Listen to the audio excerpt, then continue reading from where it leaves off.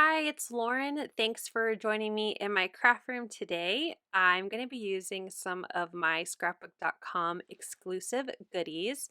I've got a bunch of new stamp sets that I want to use, as well as some rub-on transfers that are all going to be perfect for the Christmas and holiday season. So I'm going to start with creating a background. This is a ultra thick Nina cardstock in solar white that is stocked from scrapbook.com, and I've die cut it with the second largest of their nesting A2 rectangles, and I'm going to create a blue and snowflakey background on this piece of cardstock. So I'm grabbing my bold numbers large, and this is the solid. There is an outline and a solid, so I'm going to use my solids first. I'm grabbing out my Misty and my smallest Clearly Amazing matte to help keep my paper in place because I'm going to do some stamping that will go off the edge of my paper. So this Clearly Amazing matte just helps keep the paper centered without a magnet. I just use my magnet to hold the mat in place, but it's not really necessary. It fits nicely inside of the mini Misty. So I've added the numbers 25 or 2 and 5 to make 25 onto my paper and picked it up with my Misty door. And these are brand new to me, so I'm conditioning them at the same time of these new stamps. So I'm going to use Distress Oxides, and I know Distress Oxides on solid stamps are not always, the best. So I'm going to end up stamping both of my numbers twice, but I like that kind of rustic look that Distress Oxide does on solid stamps. So this is what I'm going for, and I'm happy with it. I do end up stamping them twice. That's, thanks to my Misty. And then I also stamp them in the upper right-hand corner, as you can see. So now that my solids are stamped, I'm going to grab my bold numbers large, the outline version now, and I'm going to layer them onto the solid that I already stamped. Again, I'm not really going for perfection here, so it's okay if they're, not perfectly laid on top of the 25. And I'm using another Distress Oxide to stamp these on, and I'm just going to do the same thing, stamp twice, and then I'll move up to the upper right hand corner, which I'm actually pretty impressed. I lined up perfectly. I was going for not quite perfect, but somehow I did a great job. So now I'm taking my snow globe from the new Snow Globe stamp set, and I centered that onto my background, and I'm going to stamp that with my VersaFine Onyx black ink because I want a nice crisp black stamped image. And then I'm also going to take a piece of extra cardstock, and I'm going to stamp the base of that snow globe again. I should have used my little magnet here, but I didn't, so I only get one good stamp, and it's not perfect, but that's okay. We're going to go with it. It still looks clean and nice. So now I'm going to clean up my stamps and put them away, and now we're going to work on creating the shaker part of the card. So I'm going to grab my nested circle dies, and I'm going to see which one will be best. Now the snow globe is literally in between two sizes, and that's okay. So I'm going to go with my smaller of the circles of like the two options, one that's either too big or too small. I went with the smaller one, and I'm going to use some mint tape to make sure that circle does not move because I want it to die cut nice and centered inside of my snow globe. So mint tape is your BFF when you're using your die cut machine and keeping dies in place. So I'll run that through, and that's going to give us the shaker window of our snow globe shaker that we're making. So before I continue on, I'm going to fussy cut out my base of my snow globe. Again, I'm going to layer this on top of my background because I did stamp that 25 and I was not really feeling doing any masking, so I'm just going to cover this up, and that way the base will look like it is sitting on top of the 25. But I wanted to add a little bit of color to it, so I'm grabbing my Colorista glitter markers, and I'm going to add some dark blue and silver glitter to my card base. Again, going with that snowy theme that I did with my 25s, those two-tone blues. So I'm adding a little bit of the darker blue, and then I'm going to grab the silver and color in more of that card base. or not card base, my snow globe base. Now, I did get some new lights recently, so I've been using just regular light bulbs and I switched to LED. So I'm kind of trying to figure out how that works best with my camera setup. So I apologize for my lights kind of going in and out as I cut. I don't really know how to avoid that, so I have to do some research before my next video. I didn't want to like brighten my screen too much. Because that would just, make it really bright and hard to see. But just know I'm working on the lighting. I like having LEDs more than light bulbs because it doesn't make my craft room a sauna. But anyway, let's get back to the card. I just want to know that I know my lights are kind of weird and I'm going to do my best to figure out how to avoid it in the future. So moving back onto my shaker, as you can see, I die cut my circle out, I colored my snow globe base, I added some double-sided adhesive around the back side of the circle, and I cut a piece of acetate that will completely cover my circle. So now that my front of my shaker is done, I wanted to grab some of my new rub-on transfers. This is the Christmas Sentiments. I believe these are still not available yet, so I will still have it linked below, and you can just hit the notify me to see when these rub-on transfer sheets are in stock.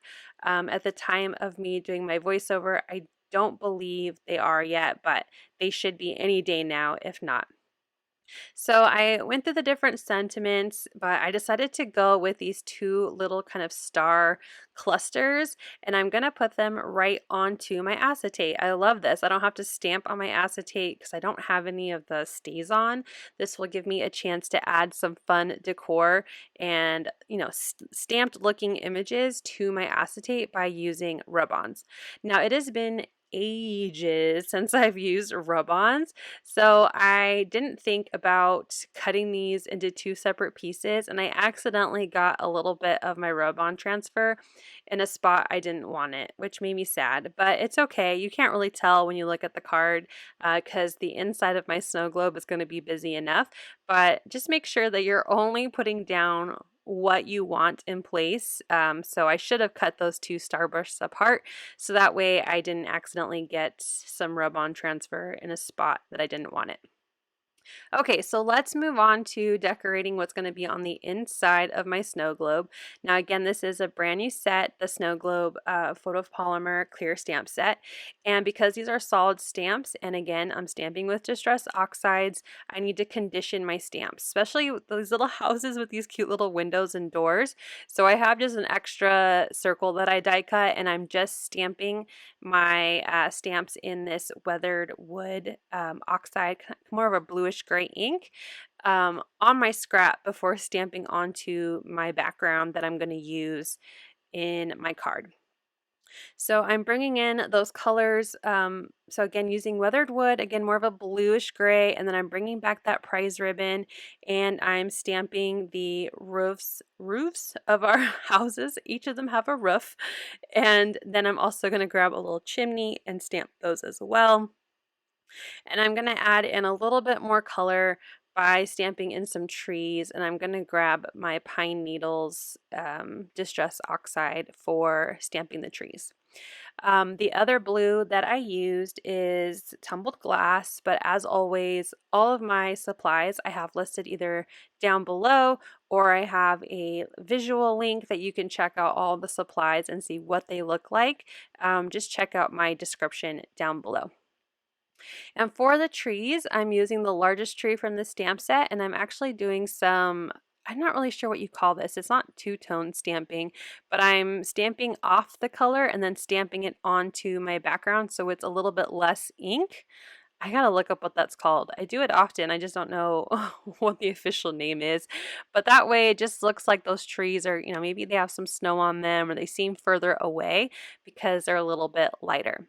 So I'm finally all done stamping the little scene that's going to be inside my snow globe, and I'm putting it kind of looking at how it's going to look in my window, and I didn't like that there was just like this white ground on the bottom. I guess it could have been snow, but I wanted to add a little bit of color, so I grabbed that same Pine Needles Distress Oxide and just covered the ground of my little scene, and now I will like it a lot more when it looks through my shaker opening of my snow globe.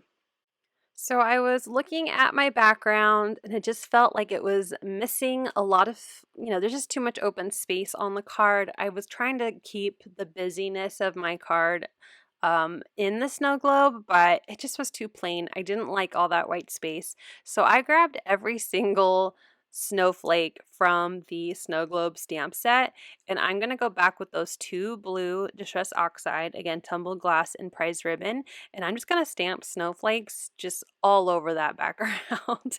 It's going to look like the inside of my snow globe on this card because they're just going to be snowflakes everywhere. I'm not even joking. I used every single one, and I alternated between both of those light and dark blue colors in the background, and I really love how it turned out. I especially love these little dot stamps. They're just a great way to add in really small snowflakes, but it adds a lot, I think, to the card. I love those little dots, and there's two different sizes in the stamp set.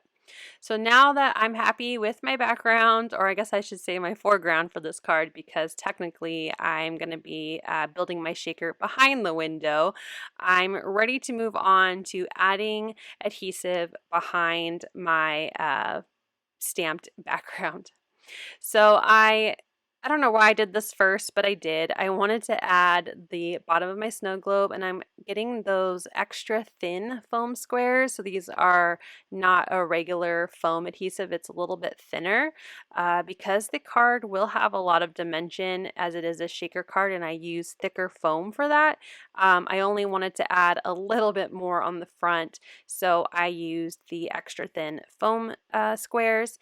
And now I'm adding in some thicker foam strips. I believe these are from Heavy Doodle. They have my favorite foam adhesive, and I have that linked in my basic supplies list down below. And I'm going to add in some sparkle mix from Heavy Doodle, and this is Cubsy, and it's very blue and white, but I thought it was perfect for this card because it's all blue and white. And then I put down my background, and of course it was slightly crooked, so I peeled it off very, very carefully and then put it back down, and it was much better, so thank goodness. But in order to twist around the adhesive, I had taken off both sides of the adhesive, so peeled it off, and you can see here I peel it off, and then I peel off the extra release paper, and that just helps with bending and twisting your foam strips. So if you're having trouble going around circles, just take off both sides of the paper backing, and it will be much easier to manipulate.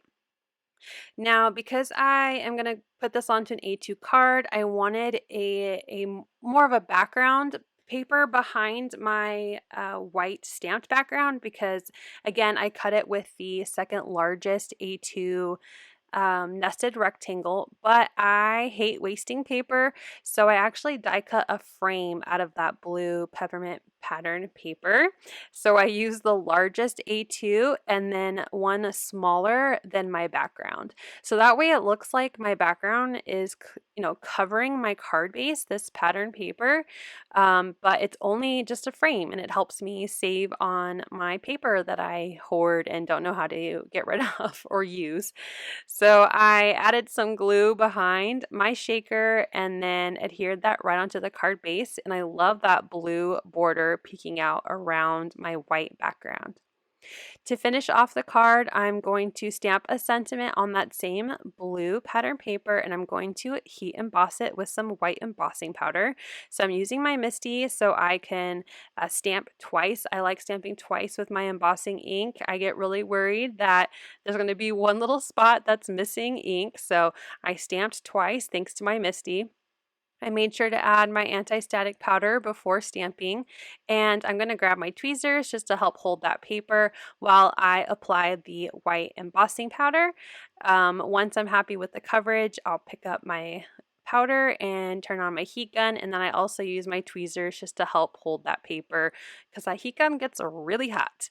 Once it's dry, I'm just taking a Swiffer cloth and I'm trying to clean up any of that excess anti-static powder. And then I am going to just grab my little scissors here and I'm going to fussy cut around my sentiment.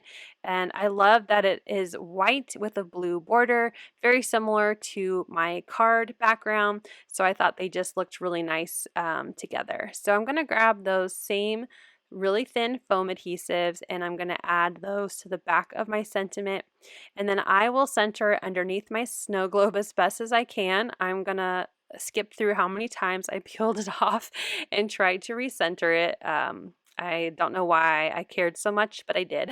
So I centered my sentiment as best as I could under that snow globe. And then I grabbed a blue pops of color. This is a blue glitter. And I'm just going to add a few dots. I think I add 6 total, kind of 3 in the top left and 3 in the top or bottom right, just filling in around the same thing like I did with all those snowflakes. I prefer a domed look to my pops of color, so I'm just tapping on the inside to kind of flatten those out. And here is a final look at my card. I hope you enjoyed my process. I kind of created this just on the go. I knew I wanted to have a snow globe shaker, but it was fun to create this together. I hope you enjoyed it. Thank you so much for watching. I hope you'll click like, and if you're new here, I hope you'll subscribe and come back. As always, you can find everything I use down below in the description box. Thank you and have a wonderful day. Bye!